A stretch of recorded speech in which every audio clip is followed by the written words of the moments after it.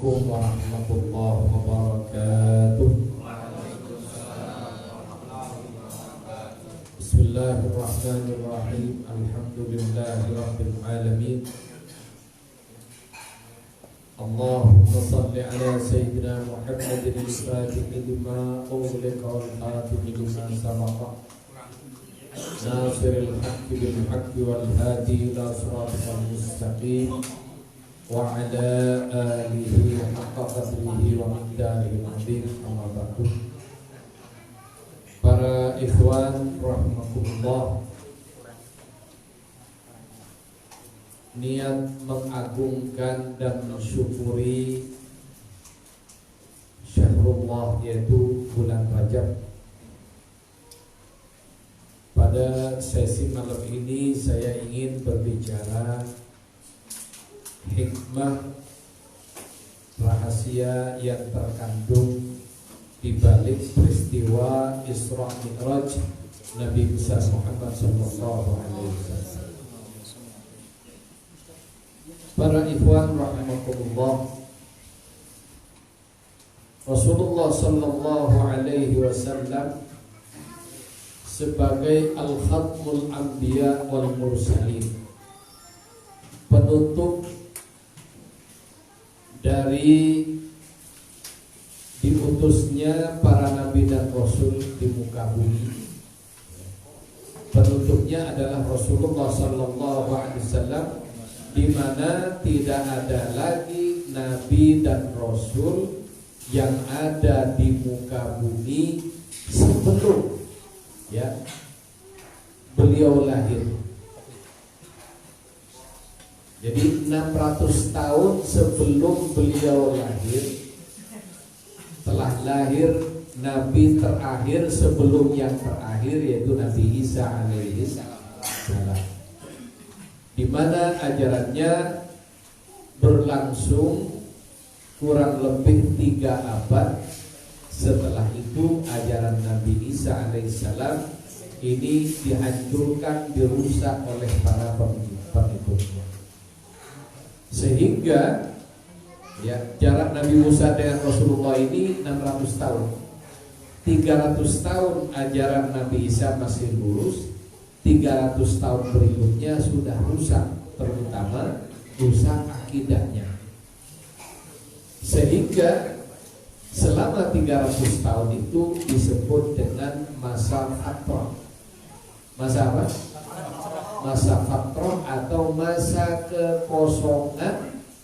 Tidak ada nabi dan rasul yang bertugas di muka bumi.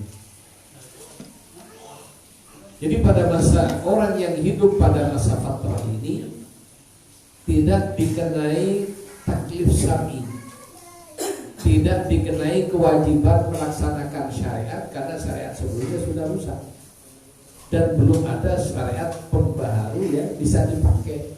Maka orang yang hidup pada zaman itu tidak dituntut oleh Allah, walaupun dia tidak beribadah atau tidak ngerti dengan hukum Allah. Namanya masa fatrah. Kenapa Allah subhanahu wa ta'ala dibalik hikmah diadakannya masa kosong dari dakwah kenabian dan kerasulan ini, agar supaya jelas hasil nabi terdahulu dengan hasil yang didapat oleh Rasulullah sallallahu alaihi wasallam dengan dakwahnya yang singkat tapi padat. Rasulullah sallallahu alaihi wasallam gampangnya berdakwah selama 23 tahun masa dakwahnya. Tapi sampai dengan saat ini umat Islam jumlahnya sudah mencapai miliar. Dari hasil dakwah 23 tahun.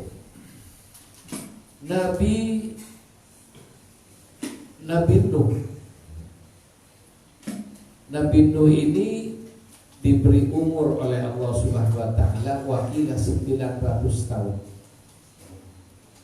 Nabi Nuh berapa? 900 tahun umurnya. Kalau Nabi Adam 1000 tahun. Ya, Nabi Adam 1000 tahun, Nabi Nuh 900 tahun. Berdakwah selama itu, jumlah orang yang didapat oleh Nabi Nuh tidak sampai 100 orang.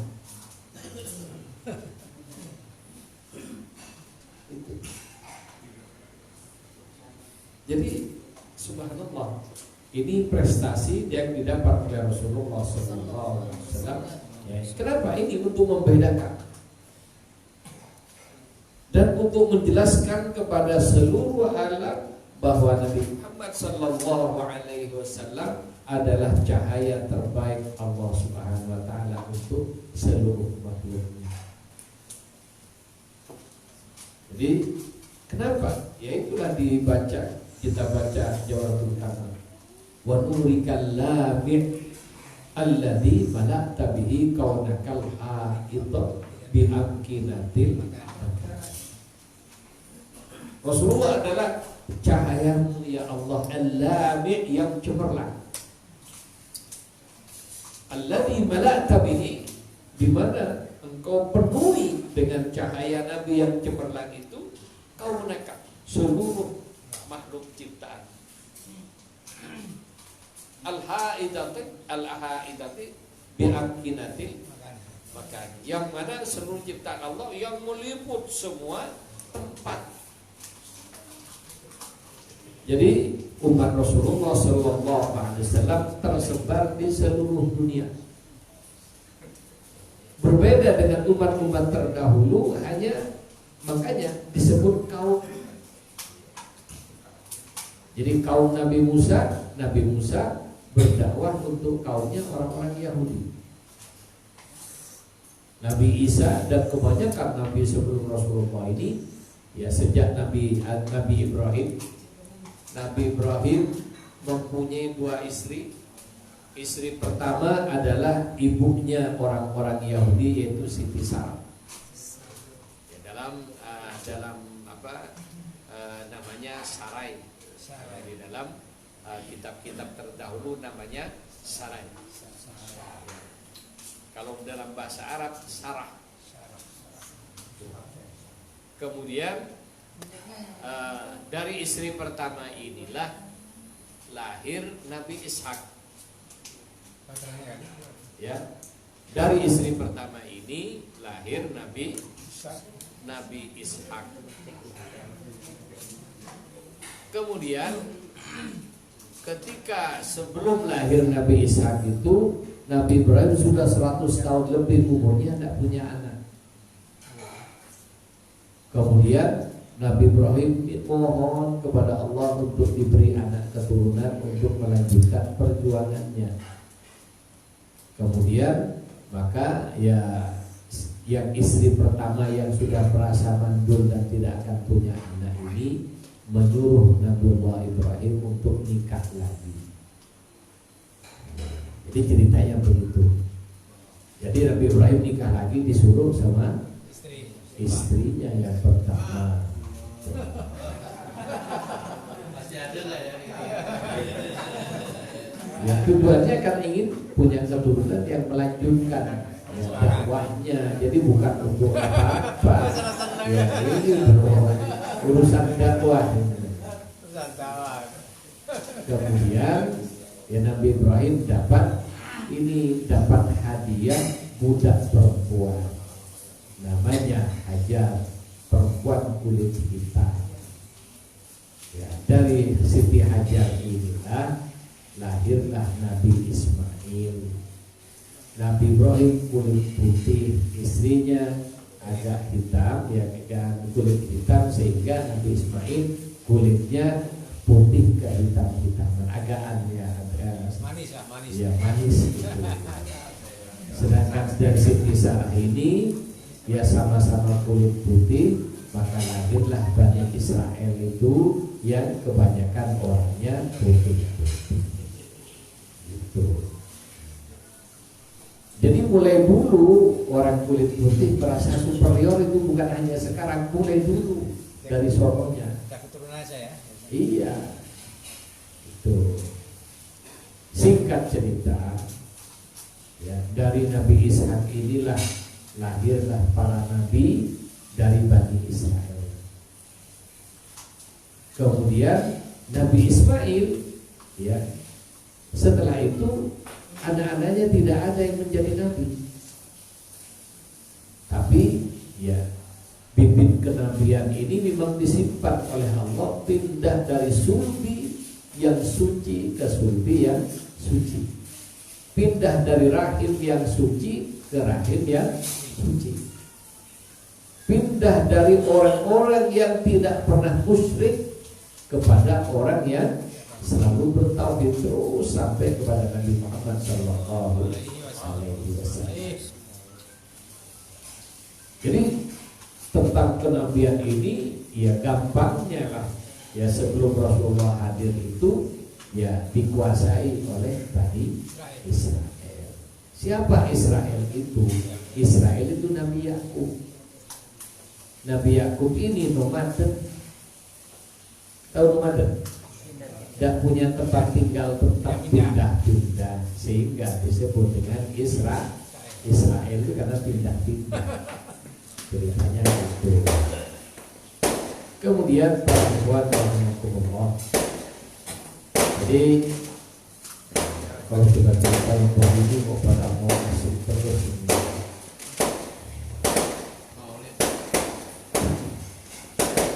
Para ikhwan rahimakumullah, jadi kita kembali kepada bagaimana dakwah Nabi terdahulu. Termasuk juga ya syariat Nabi terdahulu itu sulit semua, berat. Contohnya ya syariat yang paling ini lama dipakai di Bani Israel itu syariat yang ada di kitab Taurat. Jadi kan ada 4 kitab yang wajib kita tahu namanya, tapi tidak wajib tahu isinya dan tidak wajib mengamalkan isinya. Cukup tahu namanya apa? Taurat. Taurat ini ya dalam bahasa Yahudinya Talmud, kitab yang diberikan kepada Nabi Musa. Zabur diberikan kepada Nabi Daud. Nama aslinya bahasa Ibraninya Mazmur. Kemudian Injil itu diberikan kepada Nabi Isa alaihi salam. Kalau dalam bahasa Inggris disebut dengan Bible, ya. Kemudian lebih dikenal dengan istilah Alkitab. Ya. Makanya dalam orang Arab menyebutnya Alkitab, dan orang-orang yang mengamalkan Alkitab ini, ya, sampai dengan zaman Nabi Muhammad SAW diutus, itu disebut dengan Ahlul Kitab. Kenapa? Mereka ini bertauhid, tapi ya iman kepada Allah, tapi tidak mau iman kepada Nabi Muhammad sallallahu alaihi wasallam. Tidak mau iman kepada Rasulullah dan Al-Quran, sehingga disebut kafir kitab atau Ahlul Kitab. Nanti ya, pelan-pelan biarkan, kalau terlalu cepat nanti. Para ikhwan rahimakumullah, Nabi terdahulu diberi mukjizat oleh Allah. Kemudian yang paling terkenal mukjizat besarnya adalah Nabi Musa alaihissalam. Kenapa? Ya, umatnya ini bandel-bandel. Itu bandel-bandel, kemenyek. Tahu kemenyek? Tahu. Ngeyel.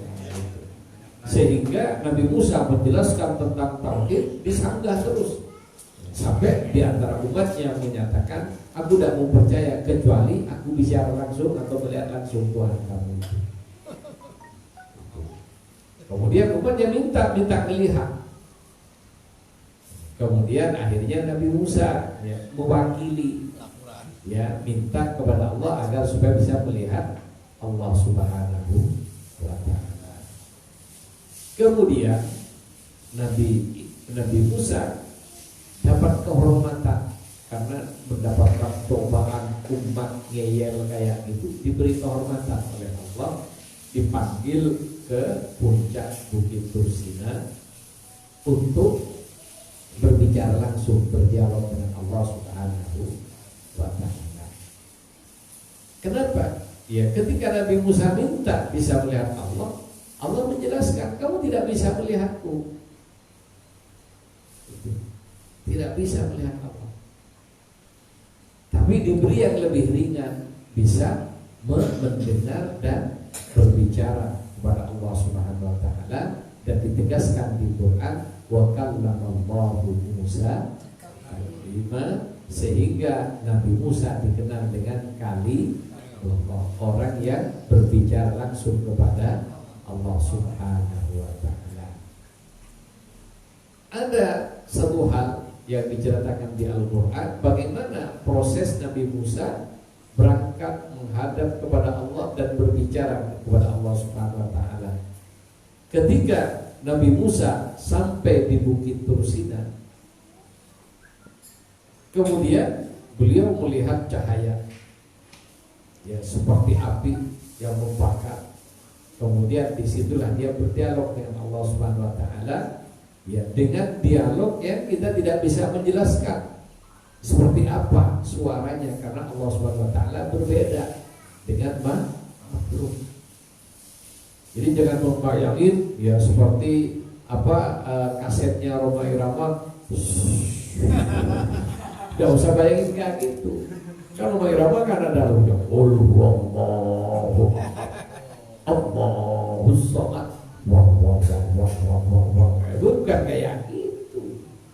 Itu bahaya itu dengan tauhid, nanti nganggap Allah berfirman modelnya kayak begitu. Itu hanya gimana ya, dia berusaha untuk memberikan gambaran ya, Allah berfirman, tapi tidak kira seperti itu. Bahaya itu dengan akidah.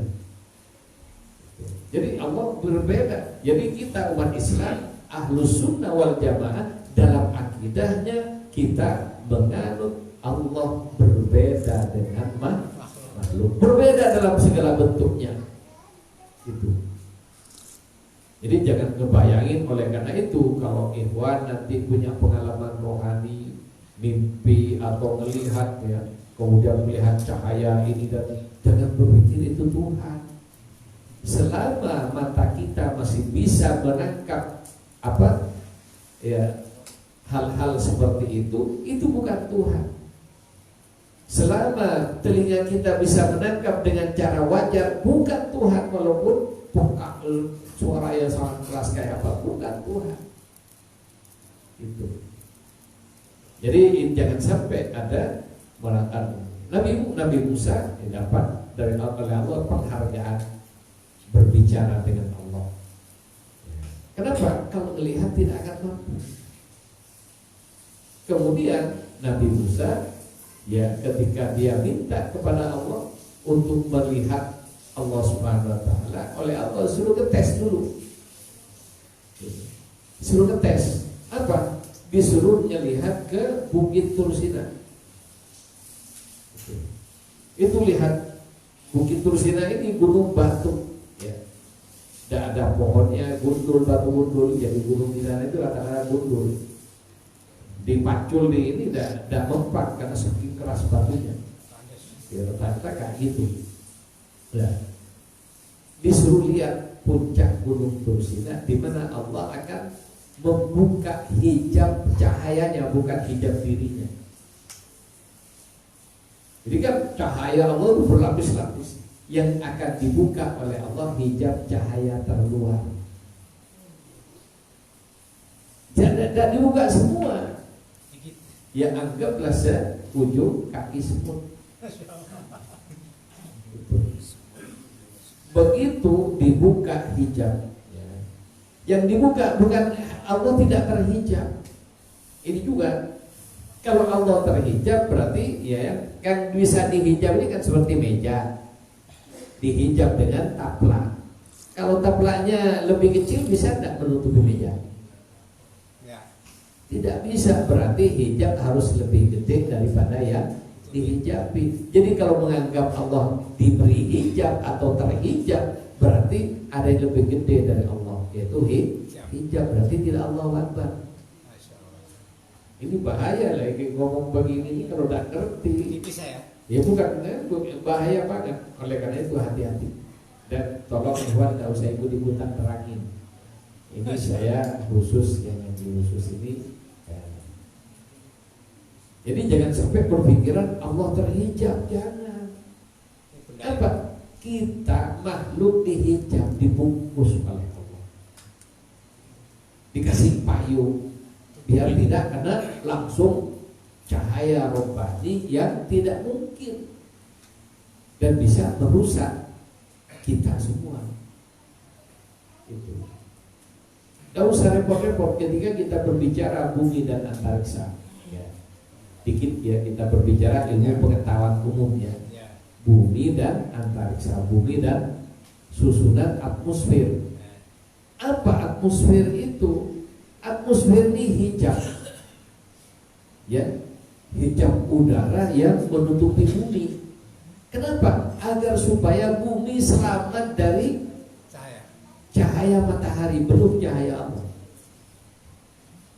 Cahaya matahari yang mempunyai radiasi sangat tinggi, sehingga kalau sudah ada badai matahari, diberitahu pada ini jam sekian ada badai matahari, maka HP harus dimatikan ini dan sebagainya. Kenapa? Semua bisa kena. Baru panasnya matahari itu, baru cahaya matahari. Bumi harus dibungkus. Dan kita, ya, kalau kita mikir tidak masuk akal. Saya naik pesawat. Di pesawat dicantumin suhu di luar cabin, suhu di luar badan pesawat. Itu rata-rata minus 40 derajat. Sehingga kalau kita misalnya ketika naik pesawat keluar di ketinggian ya 11.000 meter kan 33.000 kaki biasanya pesawat kalau itu 33.000 kaki itu kurang lebih 11 kilo. Itu. Di ketinggian itu kalau kita dikeluarkan langsung jadi es. Minus 40 derajat bahkan lebih. Jadi tambah dekat, tambah tinggi, kok tambah dingin. Coba di dataran tinggi, di puncak dingin, rendah panas. Coba kita ini kadang-kadang juga bingung kan. Tambah jauh dengan terpaan sinar matahari, panas. Tambah dekat, beku. Dingin, tambah sampai pada titik beku. Semakin tinggi, makin dingin. Kenapa? Bumi kalau tidak dibungkus dengan atmosfer yang dingin ini habis. Tidak akan ada oksigen. Makanya makin tinggi oksigen makin tipis.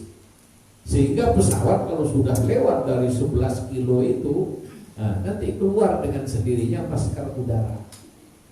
Sehingga penumpang semuanya harus pakai masker, di mana dia bernafas dengan itu karena oksigen dalam pesawat tambah tipis.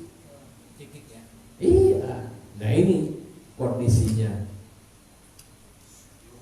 Para ikhwan rahimakumullah ya. Jadi agak keluar dikit dari tema, tapi ini penting kita tahu. Wawasan. Ya, wawasan ilmiahnya. Lu bagaimana? Lu kadang-kadang kita baru bicara ilmiah zahir saja, akal sudah tidak nyambung. Bagaimana kita berbicara barang gaib yang tidak terlihat oleh mata kita? Tidak ada alat untuk mengukurnya.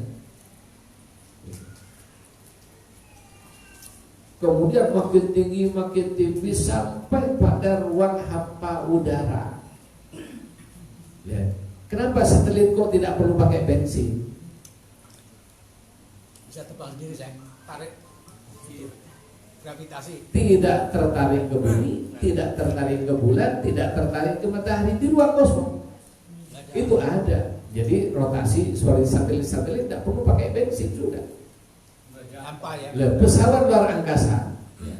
Saya bertanya kepada ahlinya.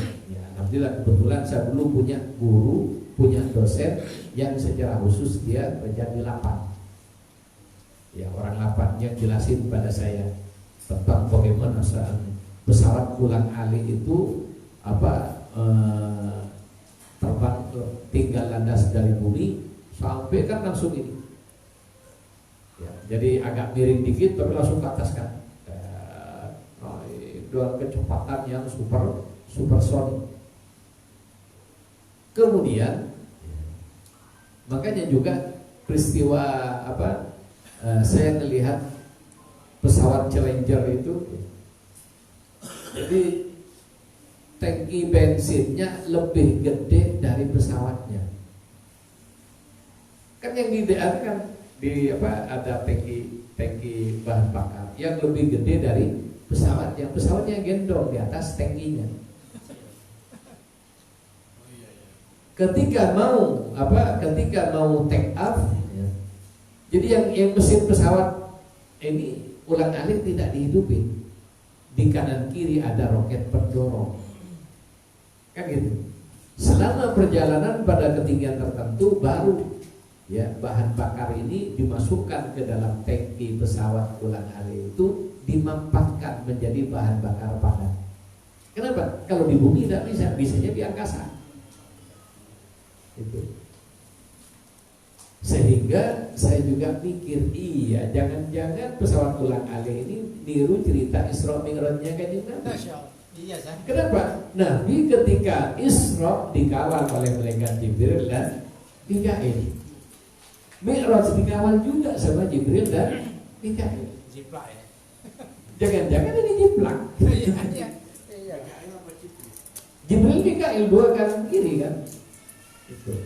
Jadi ketika pesawat ulang-alik itu naik, itu didorong oleh dua roket pendorong sehingga sampai di ketinggian tertentu roket pendorong ini sudah tidak diperlukan. Ya. Kenapa? Pada ketinggian tertentu ini sudah tidak ada lagi. Ya. Dan juga bahan bakarnya habis, roket pendorong ini dilepas. Termasuk tangki bahan bakar dilepas sehingga jatuh di lautan, diambil. Tinggal sendiri pesawat ulang-alik masuk ke orbit, yaitu daerah kosong. Di situ muter dulu, tanpa dihidupkan mesinnya. Tapi nggak jatuh pakai ya? Dan tidak kan sudah lepas dari gravitasi bumi. Baru setelah itu untuk masuk ke angkasa, ya, untuk masuk ke ini lain, maka dihidupkan roket pendorong utama yang ada pada pesawat itu. Terus bagaimana? Ya, mereka dengan ilmu pengetahuan diberitahu oleh Allah Subhanahu wa taala celah-celah itu yang bisa masuk ke angkasa planet lain. Dari situ ditembak dengan tembakan roketnya, masuk. Baru setelah itu menggunakan pendorongnya untuk masuk ke angkasa, ya, ke ruang angkasa planet yang lain. Itu sistemnya kayak gitu. Ya. Kita kembali kepada Isra dan Mi'rajnya Rasulullah SAW. Nabi Musa, ya, ini untuk membandingkan martabat dan pangkat para nabi, yang mana yang paling terkenal mukjizatnya adalah Nabi Musa alaihissalam, yaitu Nabi Musa bisa berbicara dengan Allah. Terakhir hanya itu, puncaknya berbicara dengan Allah. Ingin melihat, disuruh melihat puncak gunung di mana Allah membuka hijabnya puncak gunung ini. Dibuka hijabnya sehingga gunung ini tajalli, menyaksikan. Yang disaksikan gunung bukan zat Allah, tapi baru cahaya terluar yang paling lemah. Cahaya terluarnya terlihat oleh gunung. Apa yang terjadi? Ya, gunungnya menggigil. Ya, menggigil. Ya, tahu menggigil? Gentar, bergemetar. Sambil meleleh. Nabi Musa menyaksikan, saking kaget dan takutnya sampai pingsan, terlempar dalam kondisi pingsan dan bertaubat kepada Allah, tidak minta melihat lagi. Kenapa? Ya batu aja kayak gitu, meleleh gimana dengan dirinya? Kenapa? Ya dia menghendaki. Jadi Nabi Musa menghendaki. Jadi titiknya Nabi Musa mendaki, ya, berambisi. Kemudian bagaimana Rasulullah Shallallahu Alaihi Wasallam? Ya, nah ketika dia setelah itu Nabi Musa untuk berbicara dengan Allah Subhanahu Wa Taala, ketika sampai di puncak Bukit Tursina, di situ ada lembah tempat dia berbicara. Apa? Nabi Musa disuruh membuka sandalnya. Fahla na'lai, buka sandal. Innaka fil wadil muqaddasi, kamu berada di bumi yang suci, di tempat yang disucikan. Buka sandal kamu. Jadi catatan, Nabi Musa pingsan. Yang kedua, ketika masuk ke tempat di mana dia merupakan tempat khusus untuk berbicara dengan Allah SWT, harus melepas sandalnya. Kemudian akhirnya Nabi Musa dapat berkenan berbicara dengan Allah setelah di-upgrade telinganya 70.000 kali lipat, di-upgrade kekuatan lidah dan bibirnya, ya, dan seluruh perangkat yang ada pada lisannya 70.000 kali lipat kekuatannya. Saya ingat kemarin ketika Syarif di sini di kamar ngomong-ngomongan, dia ngasih sesuatu pada saya yang catatannya ada di komputer. Kemudian agar mudah saya kasih flash disk, dipindah ke flash disk saya. Ternyata laptop dia Apple yang terbaru, sementara laptop saya ketinggalan zaman. Begitu dimasukkan flash disk ke laptop saya, tidak keluar-keluar gambarnya. Kenapa tidak support? Ini, jadi di komputer aja sudah kita bisa melihat, ya, bagaimana kekuatan komputer, sehingga pun juga kekuatan otak manusia sama. Jadi manusia jadul, ya kayak gitu kekuatannya. Ya, manusia modern, orangnya tambah kecil, tambah lemah, tapi ditingkatkan kekuatannya oleh Allah Subhanahu Wa Taala. Sehingga yang terpikir oleh orang-orang sekarang tidak mampu dipikirkan oleh orang-orang dulu. Sehingga tercipta alat-alat elektronik, cuma ya sayangnya orang-orang dulu diberi daya ingat tinggi, orang sekarang tidak punya daya ingat. Kenapa? Filenya sudah kumpul di dalam HP-nya. Filenya sudah ada dalam flash disk. Hafalan Qurannya sudah ada di flash disk, sudah ada di ini dan sebagainya. Nah, orang dulu walaupun kayak gitu diberi oleh Allah keberkahan. Itu orang-orang tertentu di antara aulianya diberi keberkahan khusus waktu dan juga daya hafal dan daya ingat yang sangat tinggi. Para ikhwan rahimahullah, kembali ke Isra dan Mi'raj dan martabat. Itu Rasulullah sallallahu alaihi wasallam dalam Mi'rajnya pertama Isra dulu dari Mekah ke Baitul Maqdis. Bagaimana prosesnya? Diberi kendaraan apa? Buraq. Buraq ini adalah kendaraan yang hewan surga yang tercipta dari cahaya. Jadi sebangsa dengan malaikat. Kenapa? Sudah diciptakan untuk tinggal di surga.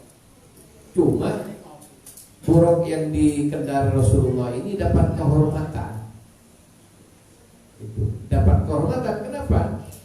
Dia dengar berita tentang Rasulullah, kemudian merindukan Rasulullah sampai ketika di surga dia ini tidak bisa makan, tidak bisa apa-apa karena ingin tahu, ingin bertemu Rasulullah SAW.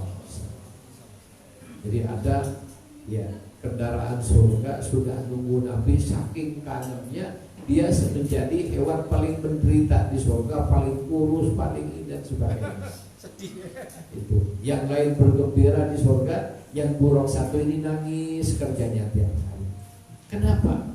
Diberi oleh Allah rindu kepada Rasulullah yang masih ada di bumi dan ingin ketemu dengan Rasulullah. Nah, ini juga tanda-tandanya orang-orang bertolak Kalau sudah mau bertemu Rasulullah, tanda-tandanya undangan pertama itu ada. Itu. Tanda yang pertama adalah ya itu sebenarnya kalau kangen terus pada Rasulullah, itu tandanya akan minimal akan mimpi Rasulullah. Kalau tidak ada kangen berarti ya belum nyambung frekuensinya. Jadi orang yang mau ketemu Rasulullah itu termasuk buruk ini. Kemudian Allah menciptakan asbab. Apa asbabnya? Ya pertengkaran antara bumi dan langit yang masing-masing merasa lebih mulia. Di antara ya, cerita-cerita itu ceritanya Isra Mi'raj itu asbabnya, salah satu asbab yang Allah ciptakan adalah bumi dan langit ini poyok-poyokan kayak 01, 02. Ledek-ledekan. Ledek-ledekan. Itu. Jadi kata langit, oh di sini tempatnya malaikat tidak ada yang berbuat dosa. Sementara kamu ditempatin manusia doyan sama dosa. Gitu. Kemudian ini Ka'bah ada di bumi, mana dia di langit tidak ada. Oh lagi pokoknya debat terus, debat kusir. Puncaknya itu langit kalah. Kenapa? Iya, oke, kamu bangga dengan itu semua. Malaikat ada di langit ini dan sebagainya, silakan. Tapi ada satu yang tidak ada pada diri kamu dan belum akan pernah ada sampai kiamat. Apa itu? Makhluk termulia Nabi Muhammad SAW ada di punggung saya. Kata Nabi, ayo. Jadi kemuliaan Rasulullah melebihi kemuliaan seluruh makhluk, termasuk malaikat. Setelah itu langit bungkam, nangis. Termasuk makhluk langit yang mendengar ini burak ya. Akhirnya dia kangen pada Nabi sampai bertahun-tahun itu dia tidak makan, nangis terus. Yang lain bergembira, dia nangis. Akhirnya dialah yang dipilih oleh Allah untuk menjadi kendaraan Nabi. Itu. Jadi di dunia sudah dikasih kendaraan surga. Dari mana? Ya cahaya. Jadi tapi juga tolong ya jangan ya kan juga ini orang Islam juga ini banyak memanfaatkan cerita-cerita begini diklarifikasi, digambar orang muda buat dengan wajah perempuan rambut panjang. Ada kan? Ya udah benar itu.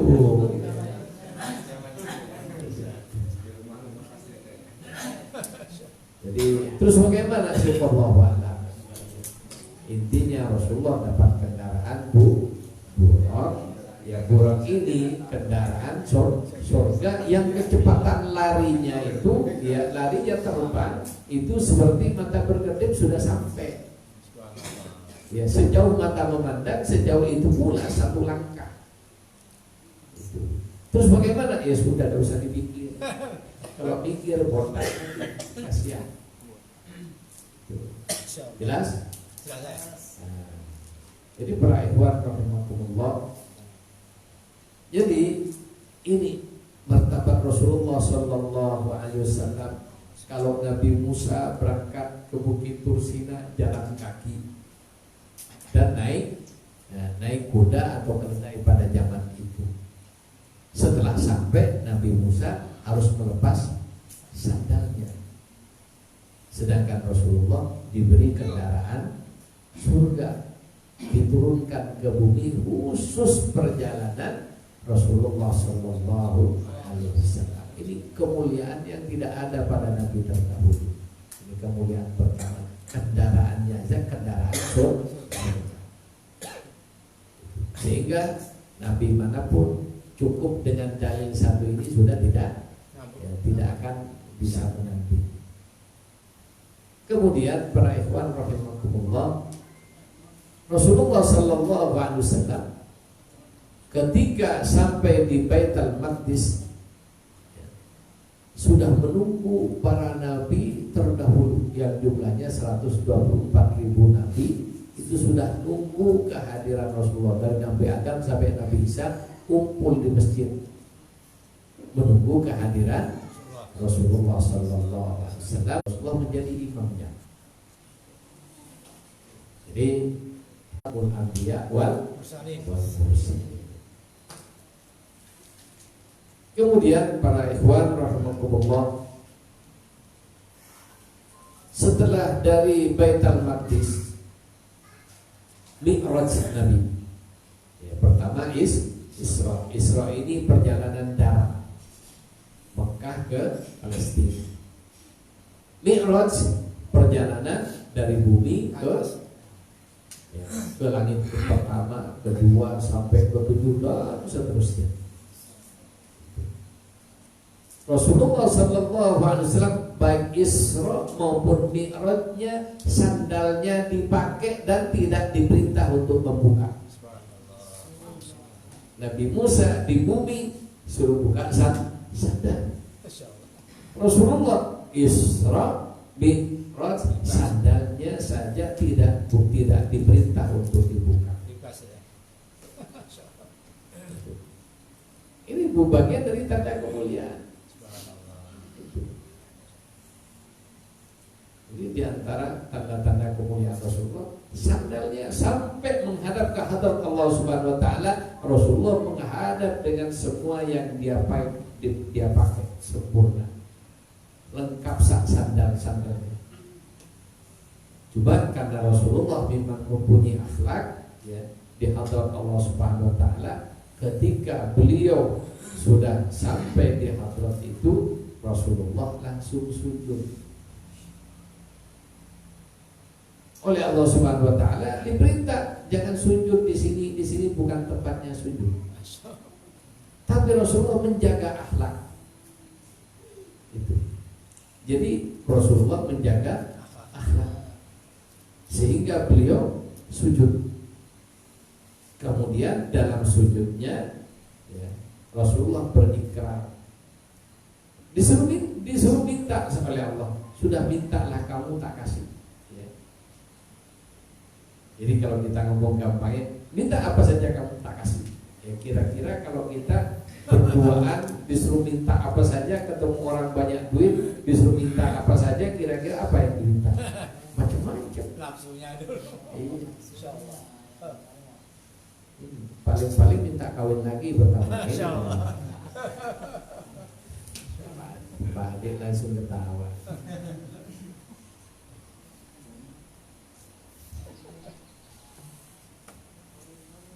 Para ikhwan rahimakumullah.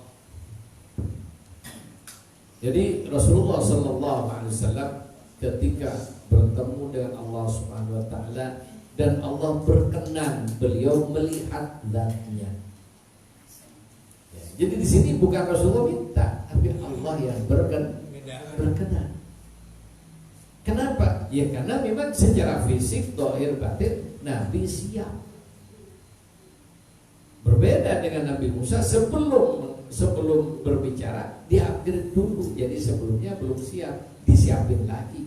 Tapi Rasulullah sejak awal sudah disiapkan oleh Allah. Zahir batin sudah siap. Jadi ketika bertemu di hadratnya, Rasulullah sudah tidak goncang, tidak kelengar, tidak ini biasa. Kenapa? Dia siap lahir batin. Kemudian para ikhwan rahimakumullah, jadi ketika Rasulullah sampai di hadrat, Rasulullah sujud kepada Allah, menunjukkan adab. Setelah itu disuruh minta, Rasulullah tidak minta. Dan ini puncak ma'rifah. Ya, puncak ma'rifah itu tidak ngeyel, tidak minta macam-macam. Jadi setinggi apapun martabatnya seseorang, kalau masih ibadahnya minta-minta terus kepada Allah, berarti dia belum ma'rifah kepada Allah Subhanahu Wa Taala. Nabi pada kondisi puncak tidak minta apapun kepada Allah. Disuruh minta, apa yang disampaikan oleh Nabi? Justru kalimat penghormatan. Dan akhirnya ini menjadi bacaan ritual kehormatan ketika kita sholat. Kalau tidak baca ini tidak sah sholatnya. Apa? Tahiyat. Jadi puncaknya ketika Nabi sujud disuruh minta, Nabi tidak minta apapun. Yang diucapkan Nabi adalah at-tahiyyatu lillah. Ada redaksi yang lain, at-tahiyyatul mubarakatus shalawatut thayyibatu. Jadi itu yang diucapkan oleh Nabi, kalimat yang pendek, padat, tapi melingkup semuanya. Kehormatan, kesucian, keberkahan, at-tahiyyatul mubarakatus, dan rahmat. Artinya rahmat ini seluruhnya. Alam semesta ini rahmat Allah Subhanahu wa taala. Lillah, milikmu ya Allah. Jadi Nabi sadar. Kenapa? Berhadapan dengan pemilik tunggal yang semuanya punya Allah. Yang mana pemilik tunggal ini pemurah, maha pemurah. Jadi bukan hanya pemurah, maha pemurah. Yang namanya pemurah itu kalau punya duit, orang lewat dan bukan saudaranya, bukan kenalannya, punya duit dikasih, gak usah minta. Itu baru pemurah. Kalau harus di demo dulu bukan pemurah.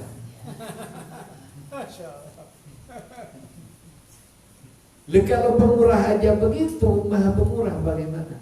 Bukan maha saya. Jadi Allah Subhanahu wa taala maha pemurah. Jadi Nabi tahu kalau Allah ini maha tahu juga dengan kebutuhan makhluknya. Jadi kalau sudah tahu, ya berhadapan dengan orang pintar jangan menggarami laut. Ada orang berhadapan dengan profesor doktor ngedikte, ngajarin macam-macam. Pantas enggak? Pantas enggak? Ya. Itu berhadapan dengan orang kaya raya mau ngebosin, yang ngebosin utang. Gimana? Ada kan sok-sok begitu? Biar ini undang orang kaya mau dikasih dikasih hidangan yang besar-besar, tapi karena untuk memperlihatkan dia ingin dianggap kaya juga, utang-utang untuk itu. Ya Allah Subhanahu wa taala maha kaya, tidak butuh dengan apapun, termasuk tidak butuh dengan makhluknya. Maha tahu dengan kebutuhan makhluknya. Kenapa? Yang memberi, yang menciptakan makhluknya adalah Allah, dan masuk juga yang memberi kebutuhan juga Allah. Manusia diberi lemah, maka perlu kekuatan. Maka Allah ciptakan vitamin A, B, C macam-macam untuk menjaga fisik manusia biar kuat. Allah ciptakan manusia punya ambisi. Yang namanya ambisi harus diongkosi. Jadi ambisi harus diongkosi. Ingin jadi camat, kira-kira gratisan ada nggak jadi camat gratis? Tidak ada, harus diongkosi. Makanya manusia butuh. Allah maha tahu dengan kebutuhan manusia. Kalau maha tahu yang bikin dan juga tahu dengan bikinannya kayak gitu, ya tidak usah ngajarin yang maha tahu. Makanya Nabi dengan akhlaknya disuruh minta, tidak minta. Kenapa? Tahu Allah tidak perlu minta kepada Allah. Kita lahir dulu pernah minta enggak? Ya. Pernah minta jadi orang laki apa? Ya. Tidak pernah. Itu. Jadi Allah sudah tahu banget dengan kebutuhan kita. Nah, orang yang sadar dengan itu, ya ibadah tak minta. Seperti Nabi ditanya, kenapa ya Rasulullah engkau sholat kakiku sebek bengkak kayak gitu? Jadi Rasulullah kalau sholat malam kakinya sampai bengkak. Kalau kita bengkak gara-gara apa? Sandung. Itu. Sampai air mata beliau netes sampai basah sampai ke kakinya, jenggotnya basah. Ini oleh air mata. Kalau kita basahkan apa? Jadi dengan kondisi seperti itu Rasulullah masih, kenapa? Ditanya, kenapa kok begitu? Ya, apa tidak pantas aku bersyukur? Jadi Rasulullah menjadi hamba yang bersyukur. Kalau bersyukur la in syakartum la azidan. Ini jadi rumusnya kita juga, tidak usah macam-macam, tidak usah mewel-mewel minta-minta terus, tapi ibadahnya tidak benar. Perbaiki ibadah dengan niat banyak bersyukur. Sudah Allah yang mengurusi kebutuhan kita. Nah, kita ini kan nuntut terus, ibadahnya tidak benar, mintanya yang banyak. Ya, kalau sholat, ya sudah, dari mana sholat kita? Pokok sudah selesai, doanya panjang. Ya Allah, saya begini. Ya Allah, saya. Uang sudah tahu kok diberitahu. Makanya Rasulullah tidak memberitahu, tidak minta. Dan itu akhlak. Kok ketawa kan? Mengerti. Ini ketika disuruh minta, muji aja. Karena itu pantasnya kita kepada Allah banyak beribadah dan memuji kepada Allah. Makanya ketika suruh minta, Rasulullah tidak dilakukan minta macam-macam. Apa? At-tahiyyatul mubarakatuh salawatut thayyibatu. Jadi orang kalau tidak minta, ya, tidak ambisi, itu dipercaya. Kalau sudah banyak ambisi sampai ngibul-ngibul, tambah curiga. Kan rumus ini kan. Coba ada ini ingin butuh mandor, ya, walaupun tidak ahli datang, saya ini pernah kerja ini, walaupun tidak pernah. Ibul-ibul akhirnya ketahuan tambah tidak dikasih. Itu. Dan Rasulullah tidak ngibul. Dia menyampaikan apa adanya. Ini hambamu ya Allah, datang ke hadiratmu dengan penuh, dengan segala kekurangan dan kelemahannya. Makanya ayatnya, ya, ayat keberhasilan dunia akhirat itu ada tersimpan di balik ayat tentang Isra dan Mi'raj. Apa? A'udzubillahi minasyaitonirrajim. Bismillahirrahmanirrahim. Subhanalladzi asra bi'abdihi. Maha suci Allah yang telah memperjalankan hambanya. Apa hamba? Budak. Apa budak? Tidak ada gajinya. Ada budak jenderal? Ada? Tidak ada. Budak naik dan jadi budak. Budak ini jadi budak kepala? Tidak ada. Yang namanya budak dijual seperti kita jual sapi. Budak bekerja tidak ada gajinya, dikasih makan untuk. Sudah bekerja bagus dicampur, ya biasa. Itulah budak. Ya kalau kita merasa ya, sebagai hamba Allah, maka kita, ya, Nabi pertama ini yang ditampakkan berada pada posisi paling merendah sampai pada tingkat budak abdul. Kalau ibadah tidak nyari pahala. Jadi kalau nyari pahala belum beribadah, berdagang, itu menjual amalnya. Ya, karena budak ya tidak minta pahala. Dan itu Rasulullah SAW. Jadi karena ketika, ya, dan memang Allah sudah persiapkan Nabi seperti itu. Inilah contoh orang yang pantas dapat amanah. Tidak ambisi, tidak minta-minta, tidak selfie ke sana kemari, tidak pencitraan, ada apa adanya. Itulah Rasulullah SAW di hadapan Allah. Jadi suruh minta, hanya memberikan penghormatan. Karena seperti itulah Allah memberinya. Maka Allah menjawab, Assalamu alayka ayyuhan nabi warahmatullahi wabarakatuh. Jadi akhirnya oleh Allah diberikan seluruhnya kepada Nabi. Dan ini akidah Ahlus Sunnah wal Jamaah, bahwa seluruh nikmat Allah aslinya hanya diberikan kepada Nabi. Dan selanjutnya Nabilah yang ya dalam kegaiban itu yang membagi-bagi atas kehendak Allah Subhanahu wa taala terhadap makhluk yang telah dipilih. Assalamualaikum ayuhan nabi warahmatullahi wabarakatuh. Keselamatan salam untukmu wahai Muhammad, warahmatullah dan seluruh rahmat Allah, wabarakatuh dan keberkahannya diberikan seluruhnya oleh Allah kepada Nabi Muhammad sallallahu alaihi wasallam. Assalamualaikum ayuhan nabiyyu warahmatullahi wabarakatuh. Ini dialog Mi'raj ya, ketika Nabi bertemu dengan Allah Subhanahu wa taala. Kemudian baru setelah semuanya diberikan oleh Allah pada Nabi usul. Kenapa? Ya kok diberikan saya sendiri? Yang lain mau dapat apa? Nah, ini pemimpin.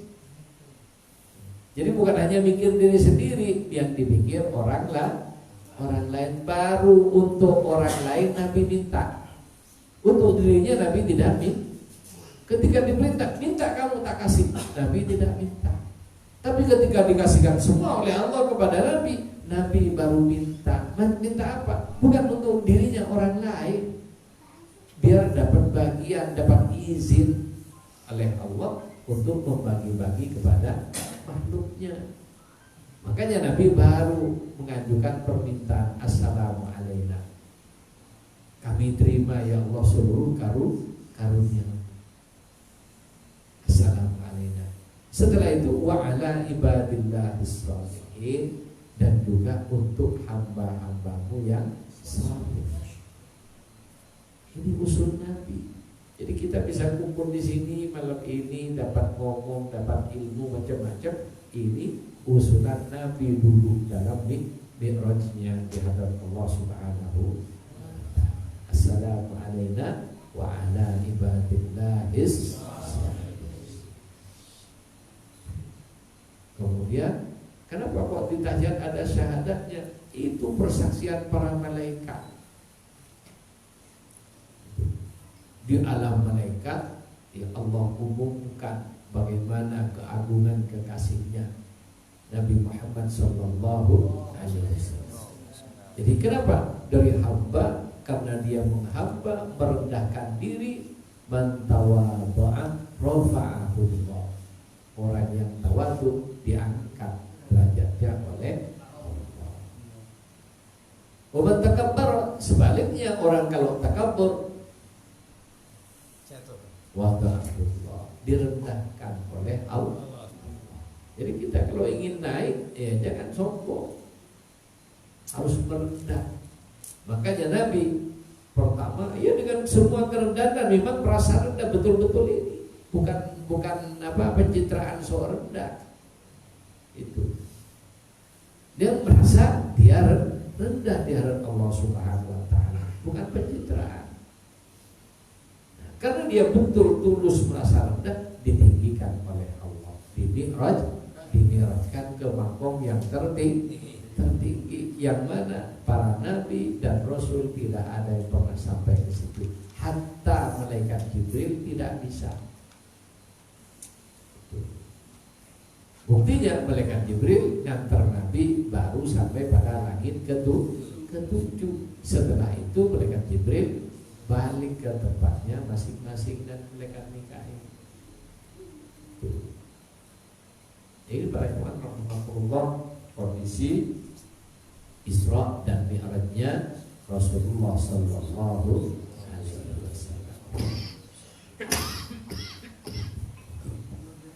Kemudian ya, jadi Rasulullah SAW yang dipikir bukan pribadinya, tapi juga mikir umatnya.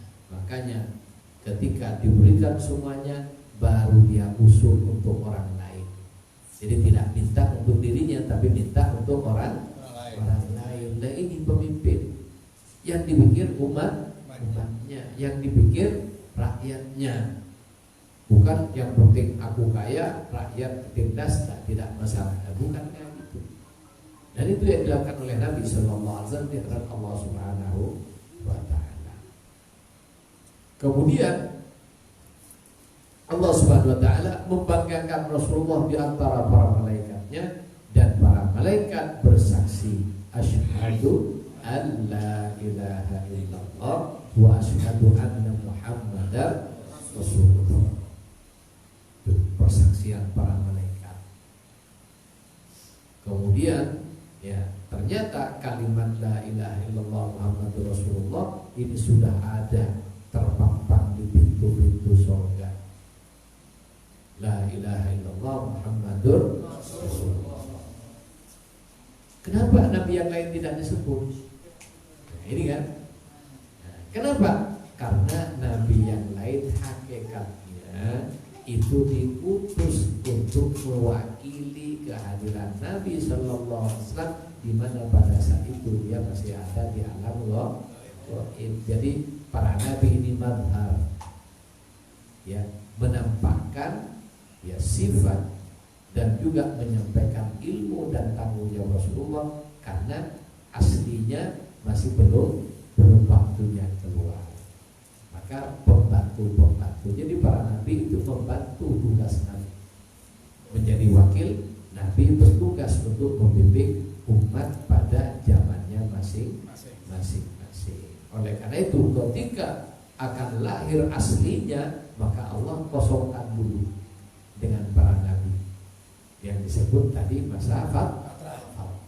Kenapa? Aslinya ini biar kelihatan, termasuk hasilnya.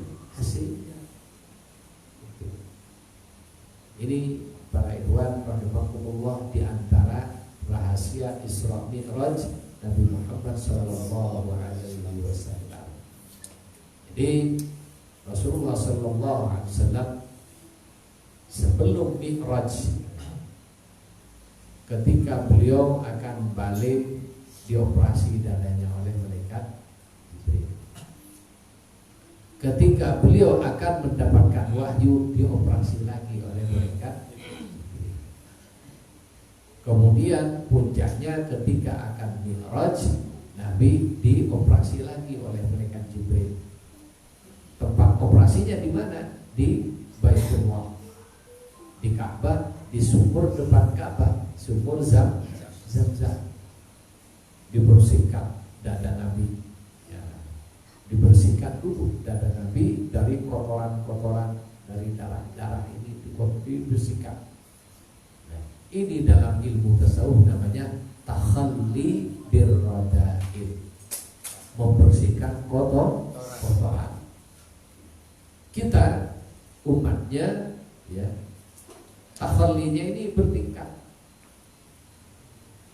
Ketika pertama, ketika kita mau masuk dalam thariqah, takhalli dari dosa-dosa.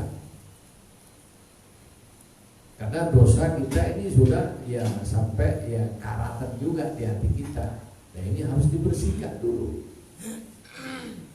Jadi kalau mesin mau dinaikkan, kenapa Nabi sampai bisa Mi'raj? Ya karena fisik beliau memang sudah paripurna disiapkan.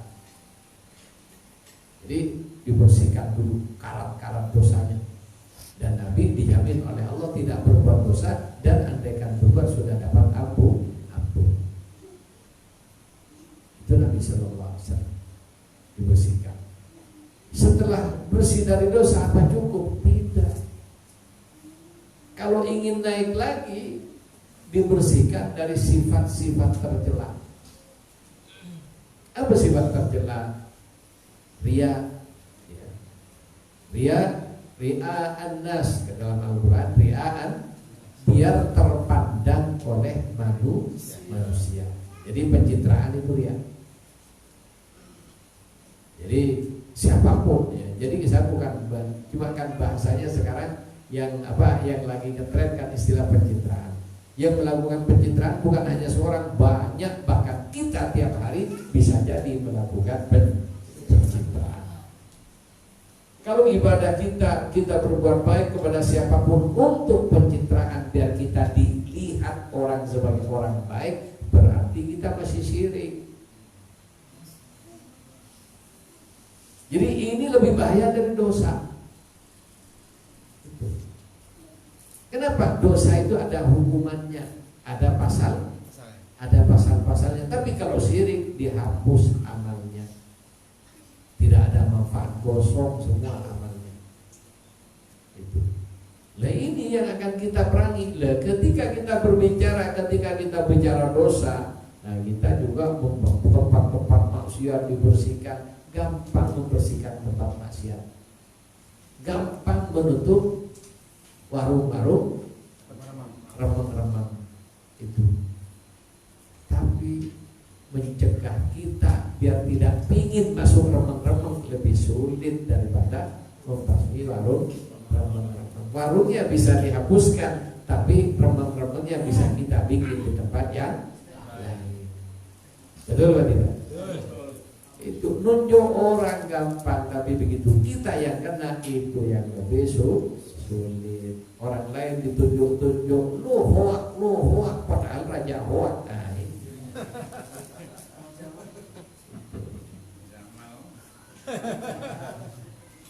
Jadi ini para ikhwan rahimahullah. Jadi kita tidak perlu nunjuk-nunjuk orang. Ayo kita sekarang introspeksi diri kita. Jadi Nabi dibersihkan dulu apa dari semua kotoran di hati. Kotoran hati pertama paling luar namanya dosa. Itu gampang. Istighfar selesai.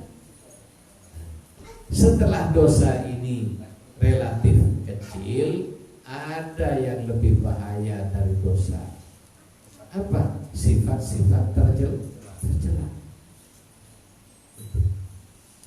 Yang pertama riya. Apa? Ingin dipuji, ingin dilihat oleh orang. Biar dapat pujian. Biar dibilang orang sukses. Biar dibilang pengusaha sukses. Biar dibilang kiai sukses. Ya, ini juga semua biar dibilang santri sukses.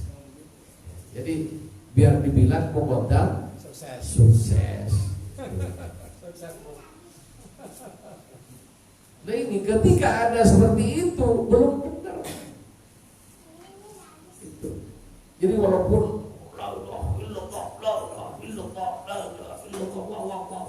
tapi hatinya kayak gitu ya belum juga. Tong kosong.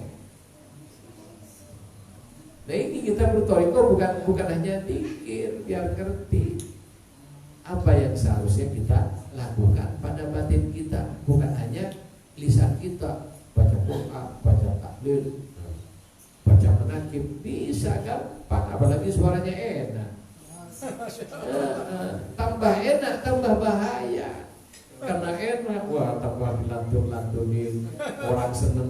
Saat kalau sampean yang mimpin menakib, subhanallah enak. Nah ini akhirnya apa? Besok tak lebih enakin lagi. Jadi kalau dikasih tahu begini, nanti yang enak suaranya minggu depan tidak berani mimpin menakib.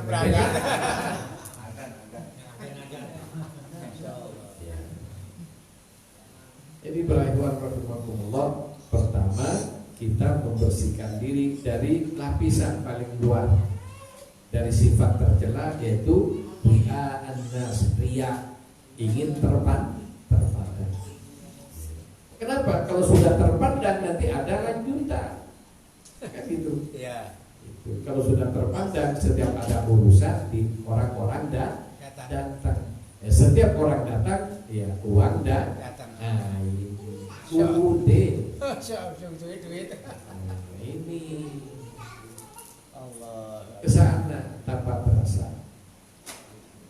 Kemudian kalau ini dibiarkan, riya ini dibiarkan tanpa tidak dibabat, tidak dikuras, ya. Makanya kita tiap hari juga ketika astagfirullah, bayangin riya yang selama ini bayangin, ya Allah saya masih begini, ya tolong bersihkan hati saya Allah dari sifat tercela. Jadi bukan hanya mikir dosa sudah pasti banyak, ya. Ini yang lebih bahaya dari dosa. Lanjut. Kemudian para ikhwan rahimakumullah, nah, setelah itu orang semakin kuat riaknya, nanti naik lagi ke peringkat yang lebih dalam. Apa? Sum'ah. Ya, sum'ah itu artinya biar didengar di mana-mana. Apa? Tersohor. Hebat, sampean ini sudah jadi orang ya. Apa namanya kalau tersohor itu? Kondang. Kiai kondang. Jadi kalau ada seperti itu ya, ini bahayanya jadi orang yang diberi bakat oleh Allah. Jadi kori kondang. Ya, kalau kemarin pokoknya ada orang ngundang, nggak dikasih apa-apa, nggak ada masalah. Tapi kalau sudah kondang, ya diundang harus DP dulu. Nah, kemudian ya ada sekretarisnya lah, macam-macam. Kemudian tarifnya juga lah. Nah ini penyakit. Dari mana? Dari ria'an nas, merasa sudah terpandang. Mereka kalau sudah merasa baik, ceramahnya merasa didengar ketika ada orang muda sudah lain. Akhirnya apa? Tidak tahu gue. Ada kan? Habis ceramah salaman, disalamin dong. Gimana ceramah gue? Hah? Ada apa? Gimana ceramah gue? Itu bahaya. Ini berjangkit pada siapa saja, termasuk pada saya. Saya ngingetin saya ini sekarang, tidak ngingetin Anda. Perkara Anda terasa juga ya berarti kan. Perbaikin. Kena sodok gitu aja. Ini bahaya. Jadi sum'ah. Jadi merasa masyhur, merasa terkenal. Kalau sudah merasa seperti itu, lain lagi. Jalannya sudah lain. Kalau kemarin mende. Kalau sudah terkenal lain, dadanya busuk. Lebih jauh. Ya, telinganya melebar. Pandangan lebih jauh. Ketika belum terkenal, teman sama teman akrab. Begitu sudah terkenal, pakai mobil bagus, teman tidak tahu sudah. Lupa dah. Kalau perlu ada teman mau numpang dikasih lemek dulu, ntar baru dicuciin. Masya Allah. Ada kan? Ya ada gitu. Jadi ini bahayanya Jadi yang kita perbaiki, yang kita bersihkan hati kita bukan hanya dari dosa, sekarang dari sifat-sifat tercela. Dan itu sebelum Nabi Mi'raj dibutuhkan dulu dibersihkan. Yang dibersihin malaikat Jibril diperintah oleh Allah Subhanahu wa taala. Oleh karena itu kalau kita ingin Mi'raj ya, karena pas sholat itu mi'rajnya orang beriman. Jadi kalau kita sudah bersih hati, enak sholat bisa seperti sholatnya Nabi, khusyuk. Kenapa kita kalau sholat kodak nyambung, malah ketika sholat ingat macam-macam? Ya karena frekuensi hati kita jauh apa? Ya karatan sama dosa. Akhirnya tidak nyambung kabelnya. Oh dosanya sudah tipis, kena karat pria sum'ah. Kalau ini dibiarkan sum'ah lebih dalam lagi, lebih bahaya lagi, ta'ajub. Ujub kata orang Jawa, ujub. Dari kata ajaba, ajib, heran. Apa? Banyak orang heran dengan dirinya sendiri. Heran kalau gua yang ceramah. Orang sudah pulang ini balik lagi kalau gua yang ceramah. Coba undang gua, pasti banyak yang datang. Masya Allah. Ada kan? Itu ta'ajub atau ujub kata orang. Kalau sudah seperti itu, orang lain dianggap tidak ada harganya. Ini bahayanya. Makin tinggi, telinga makin mekar, dada makin busuk.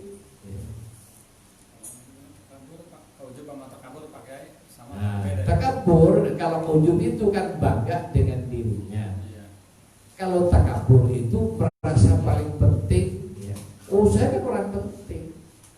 Merasa orang paling gede. Merasa punya jasa terbaik. Merasa ini pokoknya orang lain tidak ada artinya. Jadi takabur. dari kata kabur ya, jadi gede, merasa gede sendiri, GR gitu.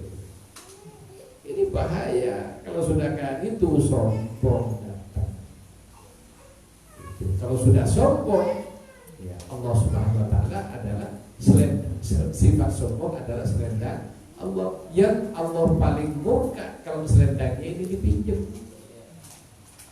apalagi dicuri. Dipinjam aja nggak boleh, apalagi dicuri, tidak minta izin dipakai gitu. Jadi hancurnya manusia karena sifat sombong. Fir'aun hancur karena sombongnya. Jadi di masa lalu ada 4 orang yang sampai kiamat 4 orang ini ada. Jadi dulu ada ya, ada 5 Nabi Musa. Jadi yang menjadi tokoh kebaikan. Lawannya Nabi Musa ada Fir'aun, penguasa. Jadi kalau ada Nabi berhadapan dengan Fir'aun, sekarang kalau ada ulama berhadapan dengan Fir'aun saat ini, jangan heran, mulai dulu sudah ada.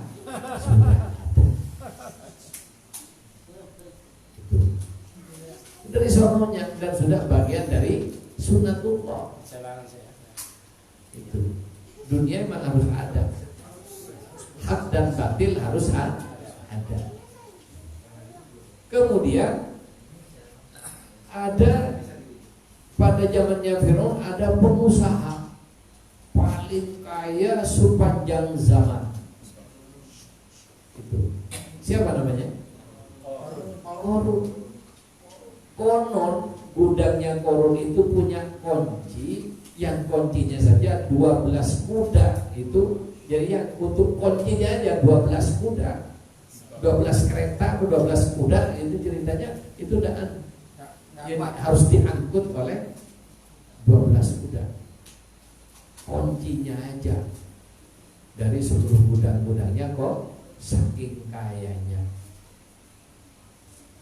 Korun aslinya orang miskin, tapi diberi oleh Nabi Isa dan oleh Nabi Musa, kan masih saudaranya Nabi Musa. Korun itu masih saudara dengan Nabi Musa. Kalau Fir'aun bapak angkatnya Nabi Musa. Jadi Korun ini tadinya miskin, oleh Nabi Musa diberi tahu caranya mendulang emas dan memproses. Akhirnya dia menjadi pengusaha terkaya pada zamannya dan sepanjang sejarah.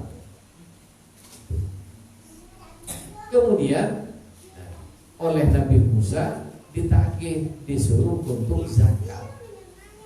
Jadi Fir'aun ini Korun setelah kaya oleh Nabi Musa disuruh zakat. Tadinya Nabi Musa yang ngajarin itu. Oleh karena itu jangan heran kalau ada contohnya pengusaha datang ke ustaz, ke kiai karena punya masalah, habis itu didoain berhasil, habis itu setelah berhasil kiainya datang dianggap nyari sumbangan, langsung bilang ya, bos lagi nggak ada di rumah. Makanya jadi ya jangan kayak gitu. Kita harus mempunyai hati yang kaya, harus hanya bergantung kepada Allah, maka Allah akan mengurus semua kebutuhan. Jadi para ikhwan rahimahullah itu Korun pada zaman Nabi Musa. Kemudian ada namanya Bal'an. Bal'an ini seorang wali. Jadi wali mati kafir itu ada. Oleh karena itu walaupun kita ada orang yang dan predikat wali sombong, ya bisa mati kafir gara-gara sombong karena kewaliannya. Jadi namanya Bal'an Bahura. Kalau Bal'an ini berdoa, mengangkat tangannya, memandang sampai ke aras terlihat. Dan Bal'an ini diberi Ismul A'dham. Kalau setiap minta langsung terkabul. Tapi salah jalan, kemudian tertarik ya. Kenapa? Ya, ini bahayanya punya istri. Jadi Korun ini punya istri yang tidak sabar. Biasanya aulia diuji oleh Allah dengan kemiskinan dan kefakiran. Istrinya tidak sabar. Kemudian karena Fir'aun membutuhkan bantuan, datang ke Korun, ke Bal'an, ditolak. Bal'an nolak, datang lewat belakang, lewat istrinya yang terima sogok. Jadi mulai dulu kayak gitu. Akhirnya gimana? Ya, terpaksa. Si Bal'an ini kan dia komitmen tidak akan melayani siapapun, ibadah karena Allah. Akhirnya kena istrinya, ya sudah kalau enggak gitu. Ya, begitu masuk kamar, istrinya mengunci pintu. Nah, di sini kelemahan laki-laki. Akhirnya ya itulah bisa ditebak selanjutnya. Ya akhirnya Bal'an kalah dengan istrinya. Akhirnya memenuhi permintaan, ngedoain dengan doa yang tidak benar. Akhirnya sama malaikat Jibril, lidahnya Bal'an ditarik, mati dalam kondisi su'ul khatimah, lidahnya menjulur kayak lidah anjing. Ya, ini jadi punya doa hebat itu jangan sembarangan, diuji nanti oleh Allah. Makanya sudah baca selawat aja lah, nggak usah macam-macam, nggak usah minta doa yang aneh-aneh. Kalau diberi nanti Anda diuji dengan begitu, takut tidak kuat dengan ujiannya. Ini kan Korun ini punya doa yang kalau dia berdoa langsung diberi oleh Allah, dan Allah mewajibkan ya dirinya memberi apapun yang didoain oleh orang yang tahu Ismul Allah.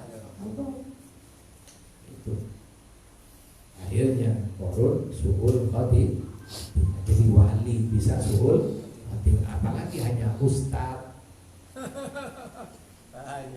Itu makanya jangan macam-macam lah. Itu. Kemudian ada satunya lagi Haman ini teknokrat yang pada zaman itu bisa membangun ya infrastruktur. Jadi bicara infrastruktur zaman Fir'aun sudah ada piramid itu. Bangunan zaman dulu pakai teknologi sekarang bisa-bisa tidak bisa, tidak mampu. Kenapa? Ya begitu hebatnya bangunan zaman dulu, berarti teknologi pada saat itu sudah canggih. Siapa dia? Haman.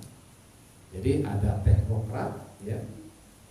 Kemudian ada pengusaha, ada raja, ada wali, yang semuanya celaka.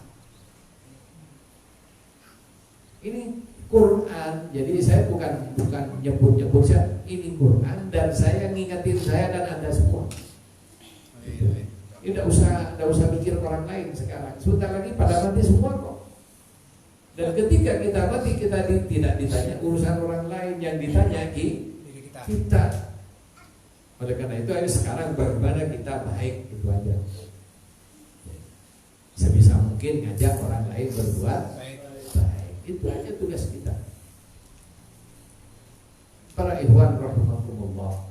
Ini terjadi sampai akhir zaman, sampai zaman Nabi, sampai sekarang.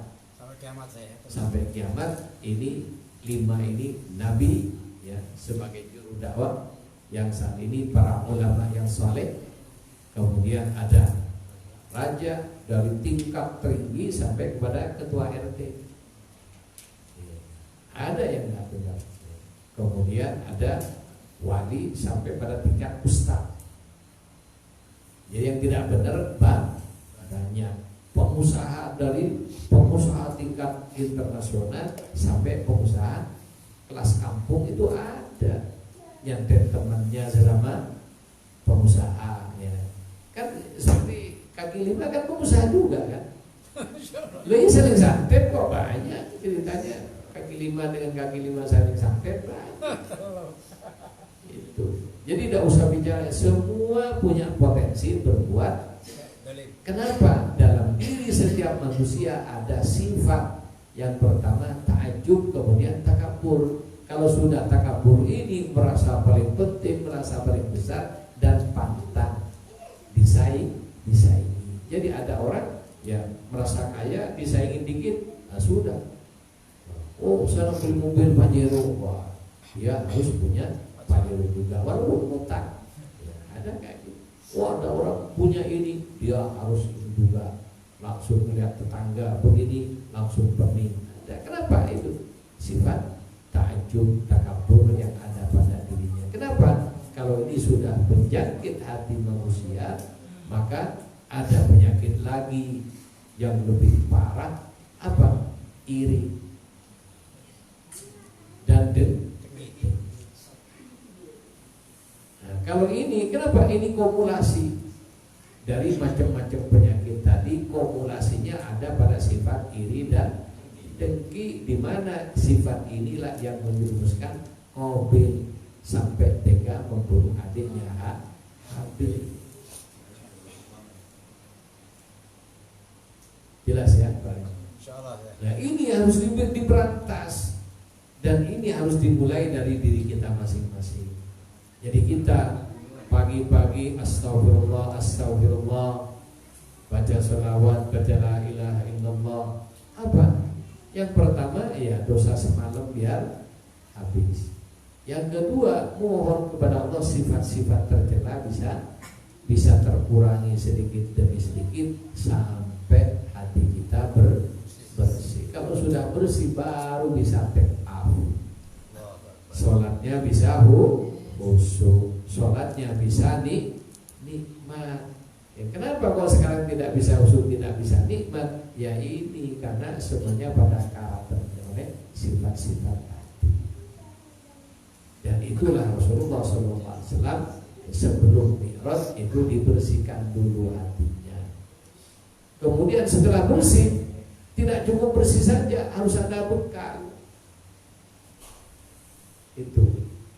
Apa bekal yang utama diletakkan oleh Allah di hati Rasulullah SAW sebagai bahan bakarnya untuk naik ke hadrahnya? Apa? Iman. Keyakinan yang benar-benar sempurna. Wa ilman, dan ilmu. Yakin saja tidak punya ilmu repot. Jadi keduanya sama-sama penting. Dan kedua-duanya ini ibaratkan pesawat ini sayap kanan kiri. Jadi harus seimbang. Jadi iman dengan ilmu. Orang punya ilmu tidak ada imannya bahaya. Orang punya iman tidak ada ilmunya juga bahaya. Makanya penting ini diseimbangkan. Kemudian hikmah, ilman, iman, wa ilman, wa hikmah. Jadi hikmah apa? Ya rahasia-rahasia macam-macam ilmu yang batin ada di hikmah tadi. Ini yang diletakkan di hati Nabi Sallallahu Alaihi Wasallam sebagai bahan bakar dalam perjalanannya Mi'raj ta'awun ya ke hadirat Allah Subhanahu wa taala. Baik para ikhwan rahimakumullah, ada pertanyaan? Monggo. Pertanyaan masih sambungannya Mi'raj. Saya tadi membahas tentang sedikit ya, mohon dijelaskan. Tadi dalam mobil Pak Haji yang tanya ya, bentuk bumi apa sebenarnya kan? Jawaban apakah ada penjelasannya kan? Gitu. Bentuk Bumi bulat apa enggak gitu. Oh iya. Itu kan apa? Ada enggak penjelasannya gitu Pak Haji di mobil pertanyaan. Oh iya. Terus yang kedua tentang Rasulullah SAW kita Muhammad tentang nafsu Muhammadiyah dan khalqu Muhammadiyah, akhlul Muhammadiyah dan ruh Muhammadiyah. Iya, nah itu kalau itu yang ditanya perlu waktu semalam. Ya, kalau ditanya bumi apakah bulat, ya kalau masih kan begini ya.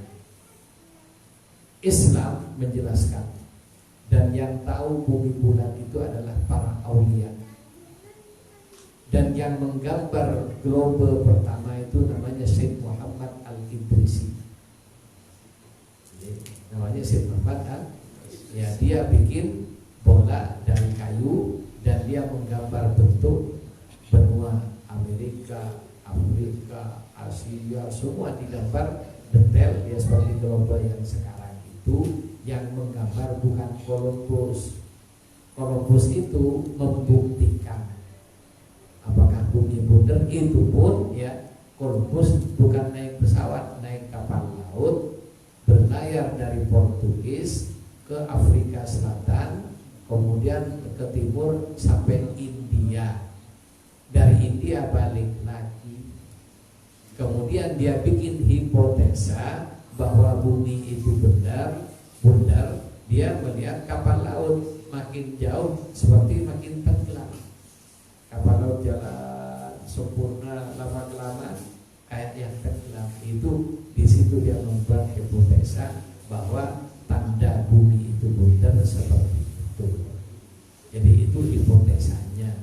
Adapun teori yang menjelaskan bumi itu bundar yang membuat adalah ulama dan aulia, termasuk hitungannya ya dengan garis lintang, bujur dan macam-macam, termasuk khatul istiwa yang oleh orang Indonesia dibilang katulistiwa.